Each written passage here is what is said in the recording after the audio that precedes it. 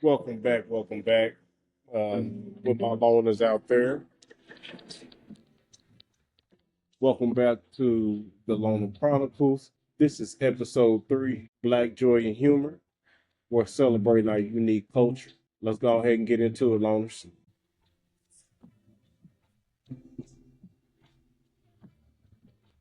What's good? What's good? Welcome back to the Loner Chronicles podcast. Keep it real and keep it hood, and most importantly, keep it hilarious. It's your girl, Nova Blaze, ready to take y'all on a wild ride through the funny and the crazy and the oh so real moments of our culture. And it's your boy, Soul Surge, here to drop some knowledge and crack some jokes. We diving into the unique, hilarious things that only we do. You know how we do. So buckle up. It's going ahead and get real. And we're gonna be discussing in between and let us know what you think. And let us know if there's some situations that y'all might have vibed to. Let's go ahead and get into it.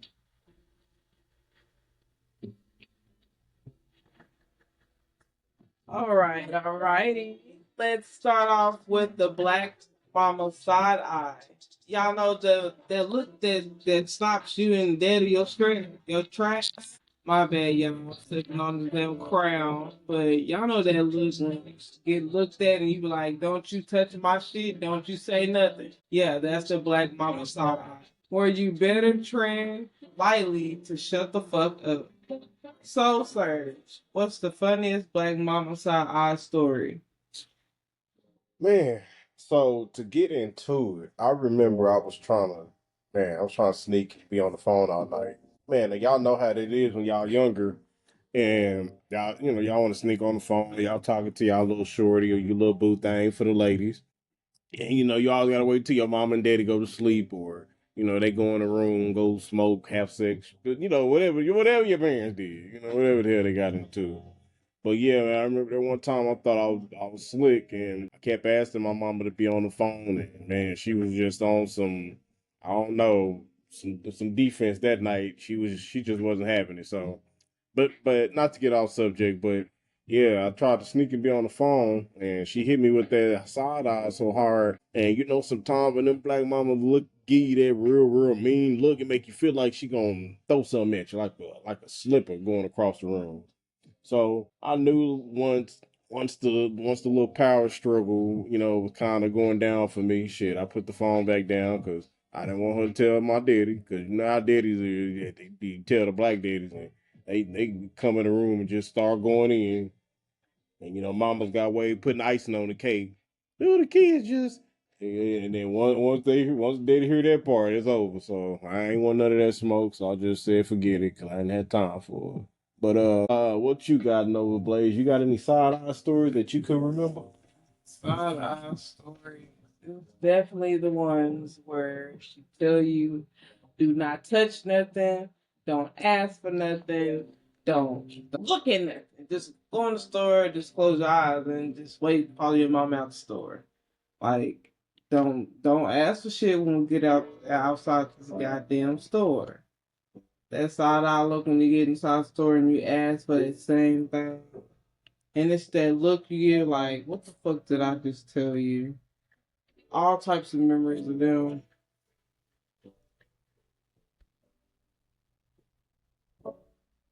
But that side eye is the signal where you already know what it means. Like she's got a built in radar. I swear, it's been passed down through generations like a family tradition.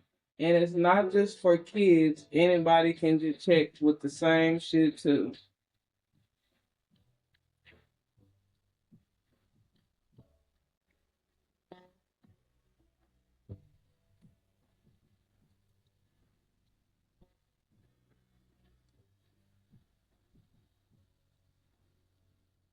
All right, y'all.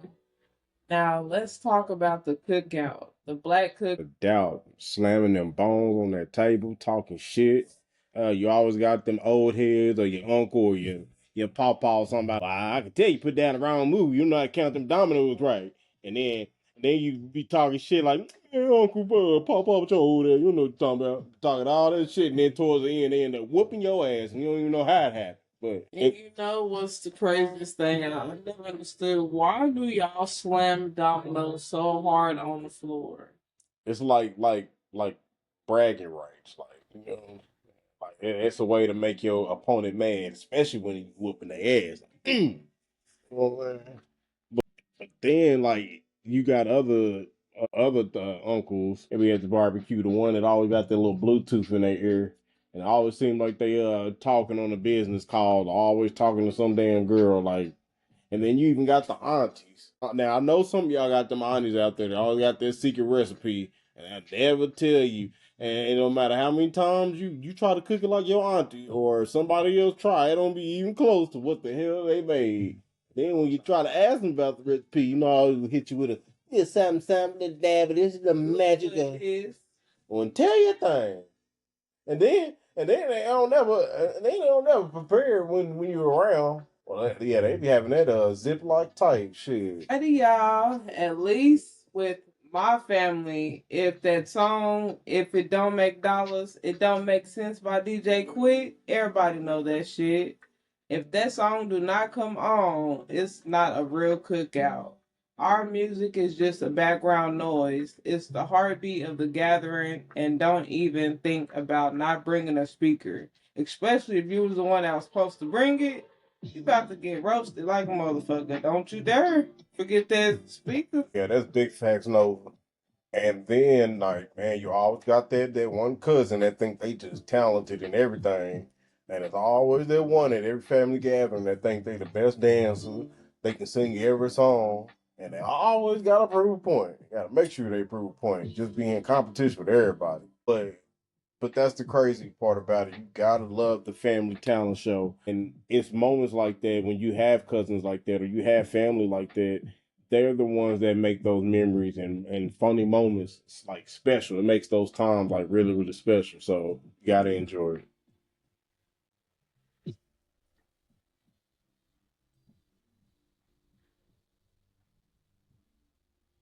Now let's talk about the barbershop and the hair salon experience. It's not just a place to get fresh, it's a social hub. You walk in, it's like a live talk show. You hear gossip, crimes, and cheating. Got any barbershop stories so serious? Because I know I've done went inside barbershops, salons, and you hear from the game scores to what nigga just got killed or what person just got caught, a baby daddy, sister, cousin cheating on a home boyfriend, all types of stuff. So serious. What's the one experience that you had? Yeah, we definitely do hear similar stories. Like, man, we always hearing dudes talking about some new female they may have seen or met, where they walk in the barbershop.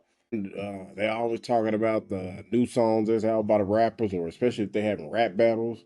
They talking about that for sure. But one topic that never fade away in barbershops, and I know most of y'all fellas can agree with me, is definitely about the topic on who's the GOAT. And it's definitely between Jordan and LeBron. And you know you got some of them old school heads. I know how y'all is.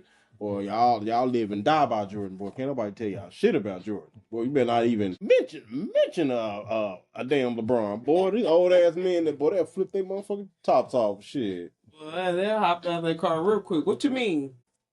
But man, it's just one of them examples, and all used to just troll them on purpose because Jordan wasn't even my favorite player to be honest. It was Allen Iverson.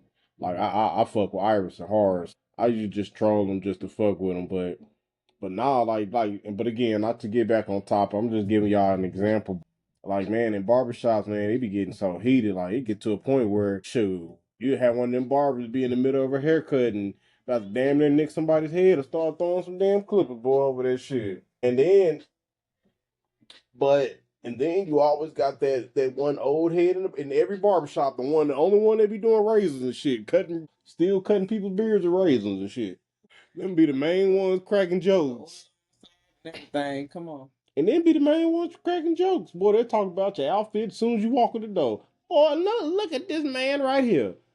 but them are the memories. That's what makes the barbershop memories is like the jokes, and the jokes will just keep flying. But And it's always somebody coming in there selling candy bars, sausage, something. Somebody selling something. no, we can't do that these days. Should be soliciting, boy. They hit soliciting on somebody real quick. Well, then, Facts. But man, barbershops are just man, it's just a good vibe, especially if you got the right type of people around. It's like a social club for men, like a little black man country club. You know how the white men they got their little golf courses and stuff like that, little clubs you can't get in, but whatever. For some of us, the golf country club. But you know what I mean. But man, like the debates, man, the humor is just top tier, man. It's something that you can't miss because you always gonna find somebody getting roast. that's true. Salons are no different. You are getting your hair done and catching up on all the drama at the same time. If you don't hear it, if you didn't hear it before, if you'll see it, it's like therapy and a comedy all in one. The stylist is the real MVP. Like they know all the damn tea. They do from men's hair to women's hair. It's a lot. They do everybody's hair. Some of them, be real and keep shit to Man, themselves because everything's not everybody's business. you know what they should have though, like for like hairstylists, boy. If hairstylists had confessionals, especially about people that stay regular customers, if they on that type of level, boy, I could imagine them conversations. Entertainment. Anyways, switching to the next subjects a little bit. Speaking of jokes, let us talk about roasting. Yeah. Or for you old people, what y'all say, playing by the dozens, roasting each other is an art form. Thick skin, but it's all love, but sometimes it can be escalated. You ever get roasted so bad you have to just take the L? Man, so I got a crazy story, and I got this cousin, and he used to stay with our family for about 10 years. And again, for privacy purposes, I'm not putting no names in, but these true stories. No names, no names. But man, had his cousin that stayed with us for about 10 years or whatever. And I remember this one time, shoot, we was bored, so we always think of ways to like be creative or just like pass time. Like we'll just get into some shit. Man, I'll never forget this one time. It was me, and another friend, and we decided to get into this drawing roasting. Like we wasn't doing jokes this time; we was actually doing drawings of each other. So my cousin, he always used to call me a monkey, and I always used to call him a big ass bird because, I mean, he would sleep for long hours, and then when it come to him eating, I mean, that boy can like Eat up some shit. yeah, damn garbage disposal shit. So I used to always call him a big ass bird. And then when he sleep at night, he be like he breathes real heavy. So yeah, I called his ass a bird. So he called my ass a monkey. So I'll never forget. And I wasn't like a good artist like him. He was a lot more talented than my ass. But I did it anyway. So I drew his little bear, and I had him where it looked like he was Smokey the Bear with the little hat, and he was like, and only you can eat this honey. And I was like, and I put on a little drawing. I was like, only you can eat this honey. And it had a little bear pointing at the throughout the picture, and then on the side of it, it said, "With your fat ass." But like, man, I wish I could have saved and shared these memories. But how my cousin got me so hard with a roast back. Well, man, my cousin. So he called me a monkey, right? So this is when I had her. Now I'm bald to the motherfucker right now, but when I had her, well, I had my little haircut, little waves, little curls and shit, little ass curl. Thought I was something. Man, he drew this picture of me, and I used to be skinny. You know how our dads get. We get older, we get that dad body weight. See, I niggas know what I'm talking about. We get that little belly. But I was skinny. I was skinny than motherfucker, or pencil skinny. Shit, I'm over here saying skinny, got high shit. But, man, but I was skinny than motherfucker, he drew this picture of me because he always used to make fun of my big hands. I always had big hands or whatever. You start on that roaster. We talking about the story. Let's stick to the story. But no, I know over here trying to throw me off. But no, I ain't gonna try to get y'all too off the track, you know. But now back on this story though. So he drew this drawing. And I'll never forget, man, he drew me with these thin ass arms. He had my face sunken in like I was a crackhead, and had my ribs all sunken in like I was a crackhead monkey in Africa asking for money. He had he had one hand up for a sign, and it said "ooh banana," and then he had my other hand because my hands were big, cracking the ground like I was walking, you know, like a monkey, but on the ground. And every time I walk with my hands, it would crack the ground.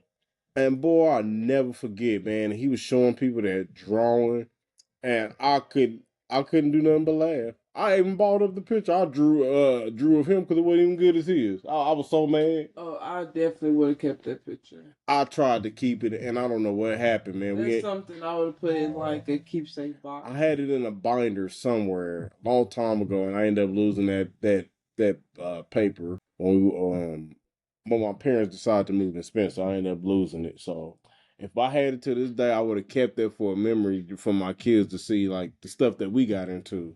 So man, it was definitely a memory. Man, whole family was laughing at me, the whole neighborhood. But you know what? At the end of the day, it's not about taking it serious, man. It's all about keeping your wit strong and just making a comeback. And you know, next time be better. Like I said, I wasn't as talented, but at least I tried, and I tried to put an effort and be creative. We're gonna go back to the playing the desert is deeply rooted in our culture. It's how we bond and keep our minds quick, and it is always genuine fun as long as no one gets serious. Iron sharps iron, right? But these days was turned into violence, and it's so sad because nowadays family is very different. Family is very different. Things have changed. It's a new generation, and we as people, not only black people, we have to know and teach our kids the right things because as we get older, our kids, our children are leading the next generation. But man, you just hit something on the nail. And I just really thought about what you said. And you said that to teach them the right way, but to really be honest, the way that things is going in society, the way that the government is trying to mute us, the way that they're trying to put this freedom of speech out here, it's getting to a point where I don't even think that we as parents or as teachers or whatever roles that we may play in these kids' lives or just anyone's lives, like we don't even know anymore what's the right words to say and what's the wrong words to say. Even though they say that we have freedom of speech, sometimes man, if we end up saying the wrong thing, we could be punished for that. We don't know what the consequences could be. So I mean, but not to get like deep off subject and get off of what Nova was saying or speaking on, but yeah, it's just like back then when we did roast sessions, yeah, we got embarrassed, but you know, sometimes it may turn into a little fight, but it was a fight fist. But we came back the next day. And even though we may have gotten beat, we'll still keep going until we got bad. Yeah. Sometimes it might turn to a fight. Sometimes we might go home and cry. Sometimes we might just be quiet and just sit home and be mad. You know, but see, nowadays it's different because now people can carry all types of weapons and guns on them nowadays. So now it gets to a point where people are getting so much emotional and angry towards their own family members, including parents, literally killing them.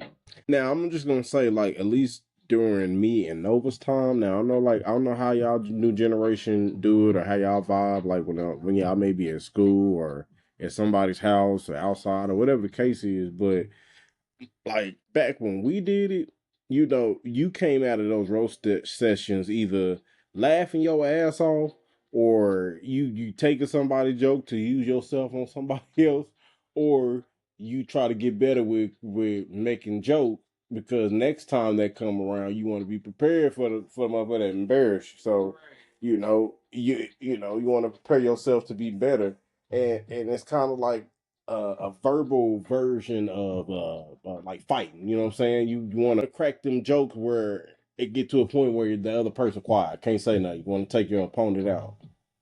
Now let's talk about black dads. They're the kings of the most comedy. Why do black dads always gotta be the thermostat police? Hold on. Now, why you running the bill up, or do you know how much this bill costs? It could be your life, right? So, Serge, what's the funniest thing your dad ever did? Mine's I really can't think of the funniest thing that he ever did, but you could tell me anything that your dad. Man, when you just said them lines, it remind me, and I know most black people probably watch this show, and or at least grew up at some point on this show. But everybody hate Chris like their daddy, like how cheap his ass was, and every little thing that he was like being in control of, like, and that's because that's what you just reminded me of when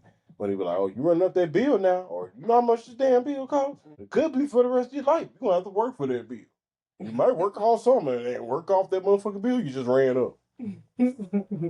And especially when you go in and out the house and they be like, don't run the eight. I mean, I can understand that now. It's crazy because when you're younger, you think about why mama and daddy always tripping about us going in and out the house about the air. And now we understand. Sorry, y'all, shit. But nah, it was crazy. Like the funny thing that my pop did. My daddy had a saying for everything, and I know y'all can relate. I'm sure it could be dad or mom, to be honest, but it didn't even matter what the situation was. Like, I can use one good example. Like, he'll always say, "See, this boy don't get nothing for y'all. So let your ass break something." And daddies would be the most dramatic with the shit too, and then act like they the ones that bought it. Most of the time, be damn mama. It be the mama. Yeah, it be the mama. They'll just come in and act like they bought it and spent they hard earned money on the most of the time. Shit, half the time. They put all their energy on you. I know half the time they forget. Well, for some of them, half the time they be forgetting to get their mama's gift. Oh, I know y'all can't relate now. Now, if that's my pop, I don't know. I can't talk shit either. But shit. But nah, man, my dad just get on my nerves with that, man. Something break, like, and they be acting like it's just the end of the world, or they act like whatever was broken cost like $100 million and shit. But shit, hell, but my dad used to use that to my advantage. Like, let me break something. Man, my dad used to have a detail shop there. If I would have broke something or if I wanted something, I would have had to damn near work like a damn slave to even get that. Or he'll find some way to just take it out of my allowance or take it out from getting me something. But man, like them black dads, man, they'd be mad at you and disappointed at the same time. You be confused on how to react. Yeah, man. It's crazy though. Black dads have a unique way of mixing discipline with humor. They're like stand-up comedies when they get going, never stop. Just you can just keep hearing their mouth, and the way they aggravate stories is crazy and insane. You'll think they were living in an action movie, and what it is crazy about is that they're probably the main actors in a movie that's giving their parents the same feeling. That's the craziest part. Facts, yeah, like they'd really be exaggerating. I'm like, I'm sure you was the same hard headed person, giving your mom and dad straight hell, boy. I probably was, but I wasn't that bad. I was a middle child, so middle child was always the good ones. Good bad. Nah, like I didn't really give my mom a hell, but I can say like me and my dad, boy, we had like boy, we had tit for tat, but sometimes man, it be just mostly my daddy, man. Them black dads, boy. Like I said, boy, they'll never compliment your ass, but let your ass get in trouble, boy. They be in there like the SWAT police, boy. But but man. But nah, man, not to man, but just to keep this going though. But man, like and don't forget about like dads, man. It's always the black daddies that's gotta crack jokes about something, boy. They crack joke about something or somebody. And sometimes like and I know sometimes man, they either crack a joke on you or somebody, and sometimes the joke will be harsh and you don't know if you want to laugh at that situation or get mad. You just sit there like, well, okay, well damn, daddy. Hey, where's that girl with that Bigfoot at? Where's the Bigfoot girl at? Oh, they be so And blunt. they be so blunt too. It in front of anybody. I'm like, damn, uncle, like you really gonna talk about this girl right here? Oh, baby, to be honest, baby, I'll be like that. And, as I get older, man, I'll just stop caring and start just being blunt. With my kids, they probably gonna look at me crazy. Daddy crazy. They already think I am now. Shit. You old man, you pop off. Yeah, I heard that shit all the time. Let's not forget about the grandma's house. Everybody goes to grandma's house. Everybody used to go to grandma's house, sleep. The holy sanctuary of family gatherings. My bad, y'all. Baby done inhale. Holy sanctuary of family gatherings. You don't sit on the plastic cover of the couch because you might not get the fuck up off that shit. You're gonna be glued to that motherfucker. And you definitely don't want to mess with her favorite TV channel. Your grandma will be asleep and let you touch that TV. She will hop up real fast and just was and would be just sleep and hop up real fast and just catch your ass in the don't touch my TV. What you doing? Everything. And it's like crazy because nowadays it's hard to find that grandma house where all the grandkids go over there. Spend a night. It ain't even gotta be spend a night. If the grandma not even that grandma type, you just want to live with the grandkids and all that for a little bit. Just get them for a couple hours. It ain't gotta be no spend a night. Just create and continue that generation that most families need. Not even just blacks, but majority of the blacks need that. And the fact that they don't have that no more is pretty sad.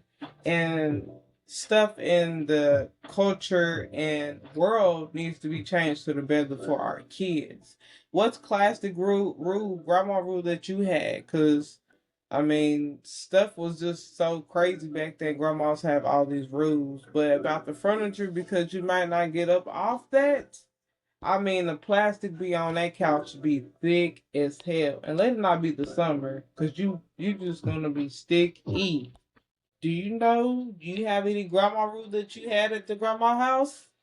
So, Serge? Yes, and all yeah, that's true. Like what you were saying, like it just seems like the grandmas were always the foundation. And I don't know if you guys remember, like on my first episode, if you do go back, and I was talking about some of them things too, like with the generational trauma. And it seems like as like one of the big heads of the family, like the great grandma, grandma, or whatever, it could be like an aunt that everybody fucks with.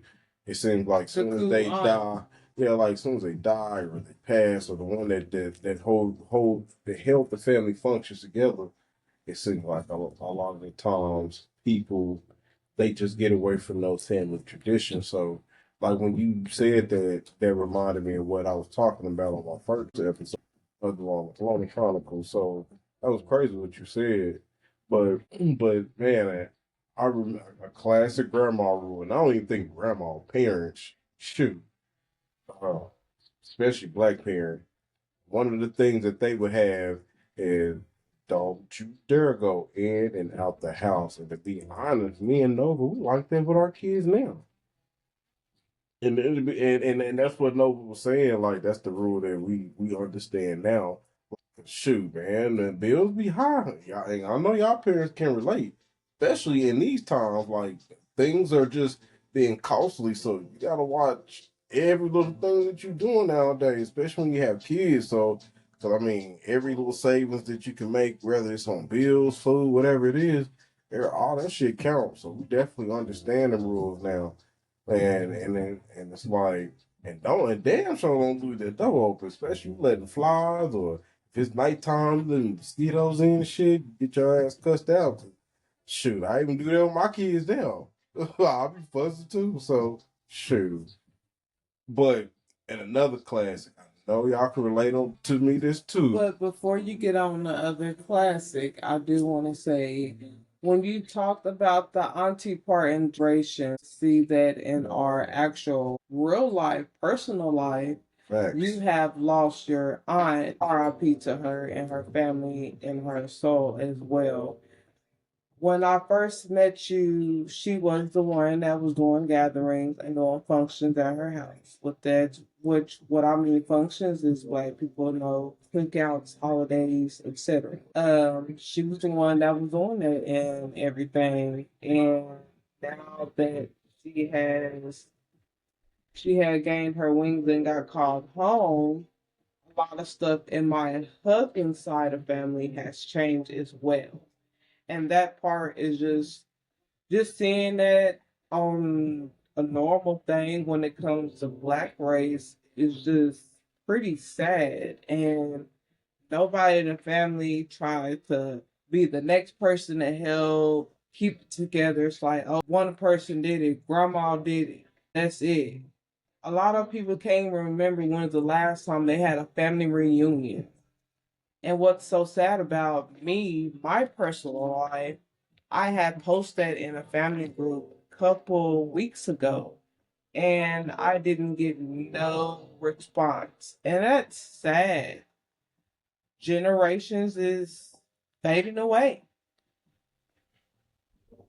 Yes. The main thing is like, man, with family, man, they let like petty differences and things that it's not that deeply rooted of a situation that could be resolved, but sometimes you can't control how the next person feels, how they may react, or whatever the case is to a situation. Sometimes that's kind of out of your hands. But man, just to kind of like keep it moving, like we don't want to get like too deep into that. Maybe for like another episode, we'll definitely elaborate on stuff like that a little bit more, especially if that's something that y'all like out there. Please, please comment any ideas, any discussions that y'all will want us to talk about, or any opinions that y'all have on any discussions that we had. And also, like, if what we were just talking about resonates to y'all in some type of way, you know what I'm saying? Don't forget to comment. Just let us excuse me, y'all. And just let us know what y'all think about it. But man, another rule like grandma, no, y'all remember them damn strawberry candies. Strawberry candies are strawberry bonbons. My papa used to get them to me. God rest his soul. Now back then we probably didn't even know it was bonbons for most of us growing up. We knew it was strawberry candy. We knew what them wrappers looked like. Grandparents always put them in my purse. This stuff the shit out of my purse with candy and money.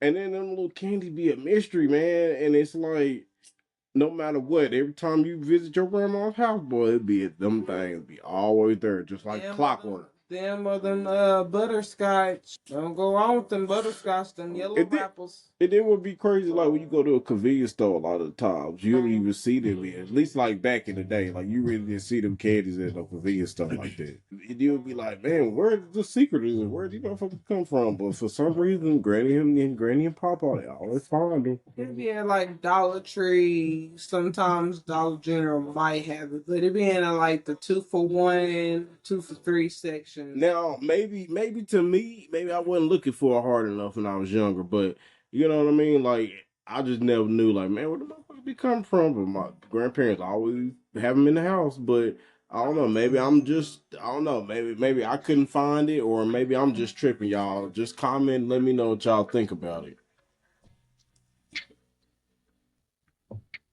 All right, all right. And the Sunday dinners, legendary. Everyone is trying to bring their own best dish, like it's a cook contest. Sometimes it is, sometimes it is. You get everyone from cousins to people you don't even know existed coming through. Especially when it's a contest with money involved. When you got Uncle Elroy, you got everybody in the building trying to come through. Grandma's cookings bring everyone together. These meals are vital for maintaining our culture and tradition. Over the head with another one. I like what she just said. Like, man, the part that used to get on my nerves, it'd be always someone to show up, and it end up being a friend of the family or some type of shit. And they always just come and then you look and be like, man, who is this brother? Especially if they greedy, if they come in being greedy, and then don't say nothing to the family, and they just sitting there eating up shit. Then you find out it ended up being your family or some shit. And you'll be like, well, damn. But man, that one hit so hard when those spoke on there. So I just had to elaborate on that part.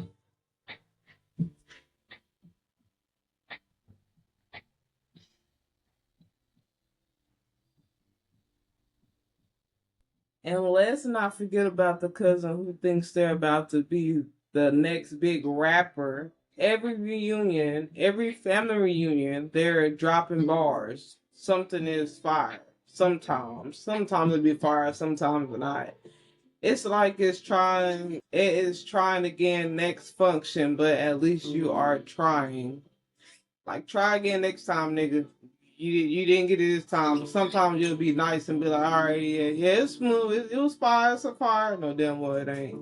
You are making music that only your mother would love. Like, stop playing. Your shit trash. But, so, sir, tell me about some type of little rap Oh, shit. for sure. Like I got so many memories of like me and my cousins are just like homeboys in the neighborhood having freestyle sessions because man, we'll just rap about anything and we'll just make it work. And that's what's so special about our culture. Like, man, we'll be bored or man, just out of nowhere just do some random shit and just rap about anything and shit. We may not be the next Kendrick, but shoot, during that moment, man, we supporting each other and just man, vibing out. Just vibing out. True, true. And we got to talk about fashion. Black folks show up and show out, honey, from cookouts to church because you cannot show up for a black event looking any type of way. You'll get ragged up on. You'll get ran up out the building too. Style is the key to anything. What is your go-to look for family events? So, Serge, because me, I go to it just really depends which one that they take really serious. Sometimes we'll have, everybody wear this color, everybody wear this look. It just really depends, but so sir, what about you? I mean now like and I'm just speaking on me and I'm sure like some dudes may be able to relate, like whatever y'all preferences is, but like yeah, like depending on what type of event, like if anything, you definitely gotta make sure you have some fresh kicks, gotta have a fresh haircut. I think like having a clean tee, definitely gotta have a clean tee. Fellas. And I don't know if some of you young boys still do that, but man, you ain't gotta have your pants all below your ass. I'm sorry. I'm sorry. I mean, now maybe some of y'all think that's cool, if that's y'all style. Cool. That's how y'all rock it. But to me, I'm like, nah, man, it ain't it. But like, yeah, I don't think that's how you should show up. That's just me. I'm just saying. That's just me. No disrespect. Sagging is But yeah, most definitely. And I just feel like, and I can't speak for female, but I feel like on the female standpoint, if your preference is makeup or not, if you do makeup, make sure it's done up the right way. It's not looking a hot mess. It's not looking like melted ice cream or like you got a clown mask on. Yeah, like none of that crazy stuff. the best makeup to get is waterproof. And I understand everybody's financial situation is different and circumstances and stuff like that, but just look your best part for whatever you got that's available. But if you can't get your hair done up, just try to make it work the best way you can in your situation. I'm definitely not judging. I said we all going through hard times, so I'm like, yeah, this ain't no. I'm just saying, like, just as an appearance, for ladies, definitely got to make sure you don't have any bodily odor. Same way with males, make sure you're not musty under your armpits. Same way with the ladies, make sure you're not musty under the armpits and your treasure box. Uh, keep it clean with your treasure box down there. And I just feel like, make sure for women, especially women, you gotta make sure your shoes ain't dirty.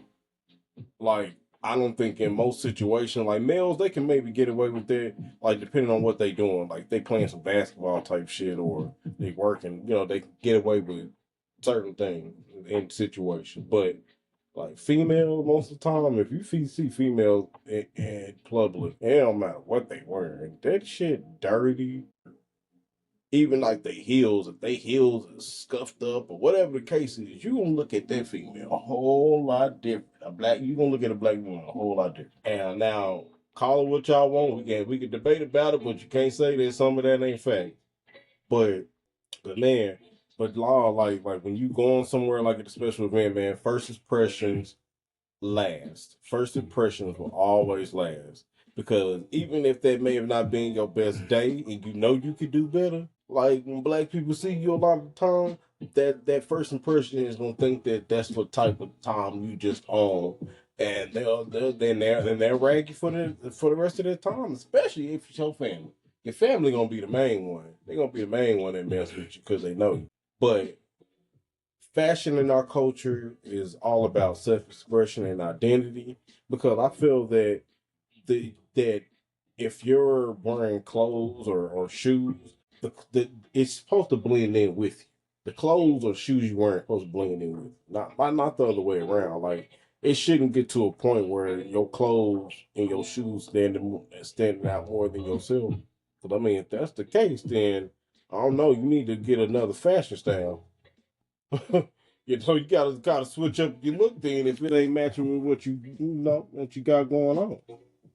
Change it up a little bit. Now I'm not saying I'm a fashion guru and shit. Who the hell am I to be taking advice from? But I'm just saying. I mean, if people have some common sense and some little bit of street smarts, I'm just saying. Facts, facts. Sorry. Like I said in the beginning of this segment, everyone's going to comment on your outfit if you like it or not. So you better bring your A game, first impressions.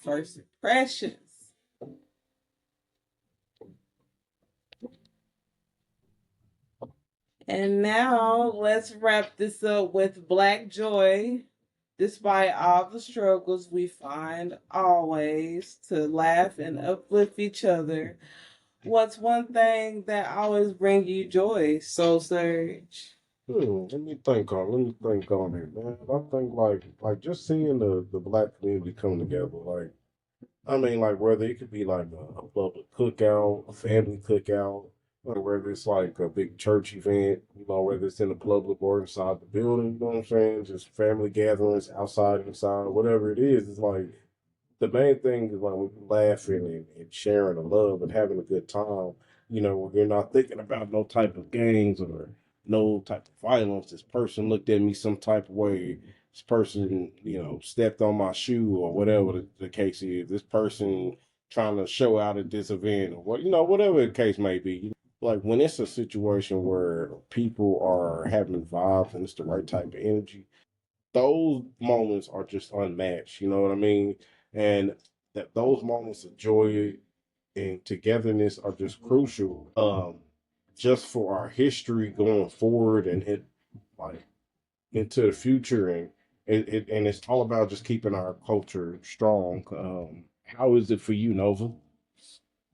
Well, for me, it's those moments when we turn ordinary things into something special, whether it's with our family, friends, or associates. The way we celebrate and vibe, it's all a part of the magic. And that's what the Loner Chronicles is all about. Celebrating the unique, the beautiful, and the hilarious parts of our culture.